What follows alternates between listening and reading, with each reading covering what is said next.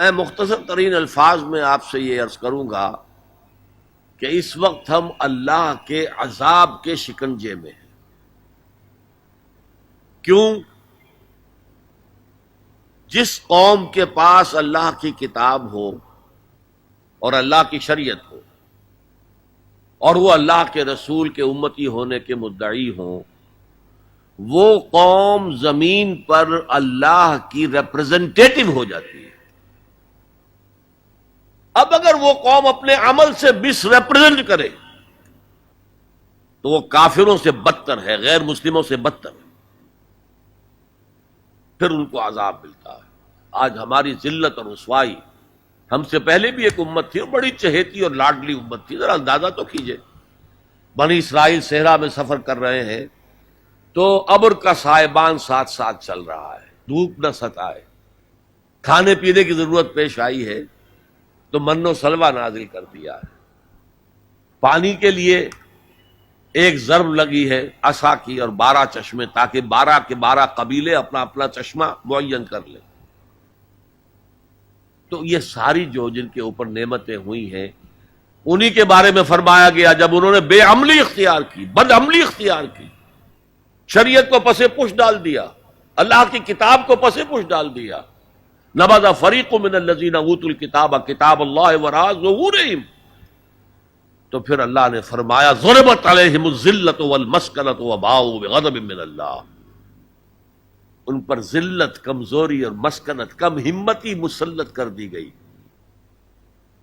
اللہ کے عذاب کے اندر گر گئے۔ اسیرینز آئے، ان کا مقابلہ نہیں کر سکے، انہوں نے سلطنت اسرائیل کو تہو بالا کر کے ختم کر دیا۔ نیبوکڈنیزر آئے، اس کا مقابلہ نہیں کر سکے، اس نے لاکھوں کو قتل کیا، لاکھوں کو وہ کیپٹیو بنا کر بیبیلونیا لے گیا، اور حضرت سلیمان کے بنائے ہوئی مسجد کو، جسے وہ ٹیمپل کہتے ہیں، ٹیمپل آف سولومن، اسے گرا کر زمین کے برابر کر دیا، 2 اینٹیں سلامت نہ رہی، یروشلم میں ایک انسان نہ رہا، کوئی متنفس نہ رہا۔ یہ عذاب کیوں آئے تھے؟ پھر ایک وقفہ آیا، اس لیے کہ پھر حضرت عزیر علیہ السلام کی دعوت سے لوگوں میں عمومی ایک توبہ کی تحریک برپا ہو گئی، لوٹو اللہ کے دین کی طرف، لوٹو شریعت کی طرف، تو اللہ کی رحمت بھی پھر متوجہ ہو گئی، مکابی سلطنت قائم ہوئی، جو اپنے رقبے کے اعتبار سے حضرت سلیمان کی سلطنت سے بھی بڑھ کر تھی،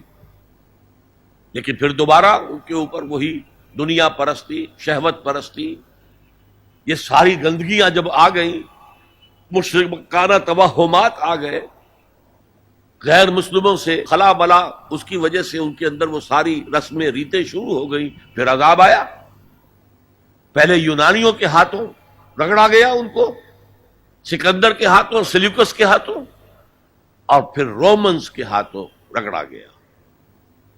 یہاں تک کہ سن 70 عیسوی میں ٹائٹس رومی نے، کیونکہ انہوں نے بغاوت کی تھی ان کے خلاف، رومنز کے خلاف، تو حملہ کر کے 1,33,000 یہودیوں کو ایک دن میں قتل کیا، اور جو دوسرا ٹیمپل انہوں نے بنا لیا تھا، سیکنڈ ٹیمپل جس کو وہ کہتے ہیں، اس مکابی دور میں وہ حضرت سلیمان کا بنایا ہوا وہ معبد جو ہے وہ دوبارہ بن گیا، سن 70 عیسوی میں اسے پھر گرا دیا گیا، آج تک گرا پڑا ہے،